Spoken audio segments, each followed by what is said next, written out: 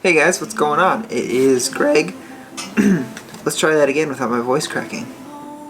Hey guys, what's going on? It is Greg, and today we're coming back with a video, and today we're talking about freelance work. And I may not be the best person in the world to talk about it, to be honest. I don't do a ton. I'm pretty picky about the jobs that I do and the kind of stuff that I do, mainly because I just don't have a ton of time, so I have to pick and choose well. But I'm gonna unbox this. I just got sent this, and so we're gonna see what this is real quick. Maybe we'll keep talking while I unbox. I think a lot of people are wanting to start, whether it's like a side business or whether you want to do this type of thing full time. There's creative work that people want to do, but then they don't know how to find freelance work. They don't know how to find work to do. And that's kind of what I want to talk about today, because I just started doing some new freelance work that I want to share with you guys. And these have nothing to do with this video, but I thought I would open them since they came. And I'm not going to open them all the way, but this company,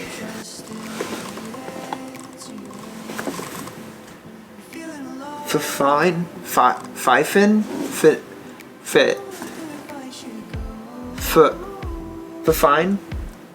Does it sound like I have a stutter? Fifine Technologies. They sent me a couple new mic things that we're going to be testing out the next few days, so I thought I would get that out of the way. But I wanted to talk about finding freelance work. How do you find work? How do you get started? That can be really hard. I think a lot of creatives struggle to find work. You get so focused in creating your craft that you also forget that you have to be the salesperson. And so today I want to go through 6 steps of the way that I find freelance work. My advice is mainly for those that kind of want to do freelance work on the side. I do photo video work on the side, and so talking about that specifically, that's what we're talking about today. I'm going to be heading to the coffee shop in a minute and grab another cup of coffee, but we could talk about step 1 once I get over there. I can never see through you. Crystal castle, cracking and crumble. Can you see right through me? So before we even get out of the car, I want to talk about number 1, and you've heard it 1,000 times, but it's this idea that practice makes perfect. Like, the things that you practice are the things you're gonna do. And there's 2 sides of this. One, yes, everyone talks about practice as in, I need to practice my craft, I need to get better, I need to continue using this camera so that I learn and get better with it, so that I can make better stuff and my skills come along, and all of that is true. But there's a second thing I've learned about this practice idea is I've spent a lot of money on this whole camera gear setup thing, and I want to make use of it. And so I bring my camera with me wherever I go. I try to take photos, I try to take video, I try to make things wherever I go. And part of that is just having it with me, having it out, being proactive about that.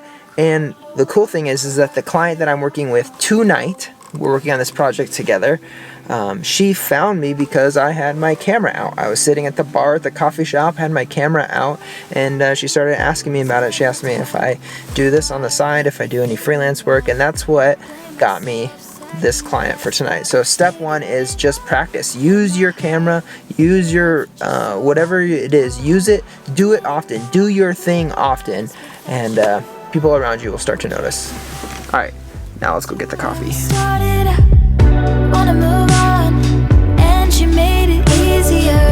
And I don't know why it took so long, but I don't hate it now that I know that you're gone. Oh, it's easier now that I know that you're gone. Oh, it's easier now that I know that you're gone. There's no blame, don't explain all the ways. Alright, so my step 2 to finding freelance work, I hope you can hear me okay because it is windy out here. I got my mic on there though, so dead cat and all, so hopefully that's good. But step 2 is simply to network. Just like meet people, learn people's names, understand what people are doing, find out what kind of work they're doing, what kind of projects they're working on, and through that opportunities will come up. So step 2 is to network. Oh, it's easier now that I know what you're on.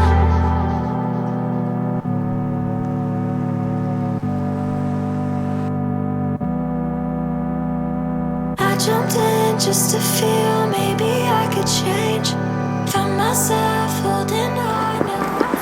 Alright guys, I got some bad news. The client I've been talking about the whole time in this video just said that she's been having car issues, and so we're not going to be able to do the shoot tonight. My plan was to bring you guys along and continue to talk about some of these tips and steps to getting more freelance work, but I'm already halfway done with the video, so I'm gonna just keep going. So I pulled over here because, as you can see, the sun is setting over there and the sky is purple and it's beautiful and there's snow in this park, and I thought, where else better to talk about tip number 4. Let me just double check that that is, nope, tip 3, sorry, I skipped one. My step 3 to finding freelance work is to prove your value. Now, this opportunity that I was supposed to shoot tonight, but I'm not now. We started the conversation, we talked about what we could create together, talked about what I could offer, what I could do, and the conversation always leads towards compensation, and people are often worried that they can't afford you, they don't want to offend you by offering you too little, they don't really know what services like what you have to offer are worth. And so a lot of times it can be really scary and hard to find somebody. So what do you do? How do you respond to that? What are your options? Now, this isn't for everybody. I know a lot of people have a proven track record of work that they can point to and say, well, this is what I can do and these are my rates, and that's fine. But I'm more talking to freelancers that are just getting started, creators that are just trying to get themselves out there and find work. And when that is the case, my response, what I have done, what has worked in this instance and has worked a bunch of other times, is to prove my value. You don't know much about their project. Maybe you're unsure if you can even do what is required to complete their project well. What I usually say to them is, you know what, let's plan a date where we can shoot this project together, where we can take step 1. This works specifically really well with clients that could be repeat customers, and I usually will just say, look, let's shoot together, let's create something together, let's make something together, and I'll prove my value to you. Afterwards, we can talk about an ongoing compensation, we can talk about future work together, but I'm gonna shoot this one, I'm gonna give it my all, I'm gonna give it all of my creativity and effort, and I'm gonna make something that I am proud of. And over and over again, that has worked for me. Just proving my value, saying, here we go, we're just gonna make something together now. I know a lot of people say don't work for free, but I think you should work for free. This works really great when you can find a project that you are really interested in, something that you find some passion in yourself for, something that you would like to work on the project regardless of compensation. You can do step 1 of that project together, do it for free, and that gives you a lot of clout, that gives you a lot of opportunity to renegotiate compensation later on, to talk about, hey, here you saw what I shot, now let's talk about what a continued relationship would look like and what would that be worth to you. So that's step number 3, is prove your value, do some work, create something for that client.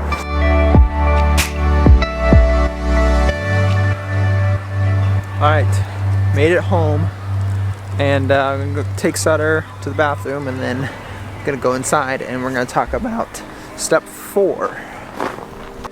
Alright, I lied. It is the next day. I went to bed and now it's the next morning. But we're going to continue on. I'm going to finish this video with step number 4 We just have 3 more to go, including this one. So step 4 for me is after you have done a free project. So you've done a free project for something, now is the opportunity for you to ask for something back from the person that you did the project for. And my goal in this is always to get people to verbalize value. Verbalize the value that you added to the project. There's some possible outcomes for this. You could have someone verbalize that, hey, we actually didn't like it, couldn't use it, wasn't great. And in that case, the value that you get out of that is to be able to learn, to grow, to change, to adapt. It's an opportunity for you to grow your skills so that when you do projects like this in the future, you are able to add value.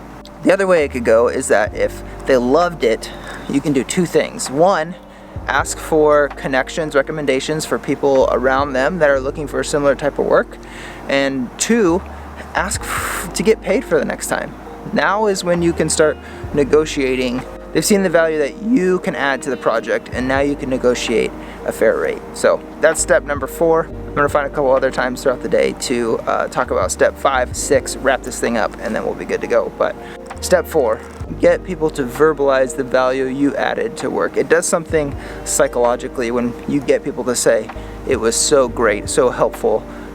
They start to really believe it, and then they verbalize it, and that allows them to begin to talk about you and verbalize it to other people. Get people to verbalize the value that you add.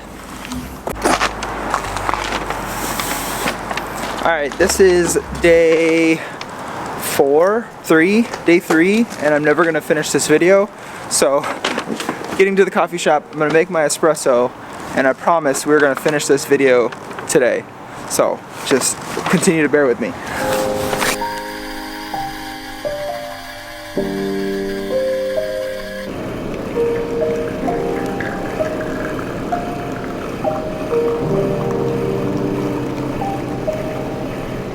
Step 5 to finding freelance work is to always ask for personal referrals. So feel free to ask the people that you did work for free for personal referrals. Ask them to help get your name out there, spread the word of what you do. Feel free to ask for that. You did work for free, so they owe you something. So ask for those referrals. I'm on my way to go get tea now at Wesley Andrews, and tea's great. Every Wednesday, 10 o'clock, Wesley Andrews. If you're local, join us for tea.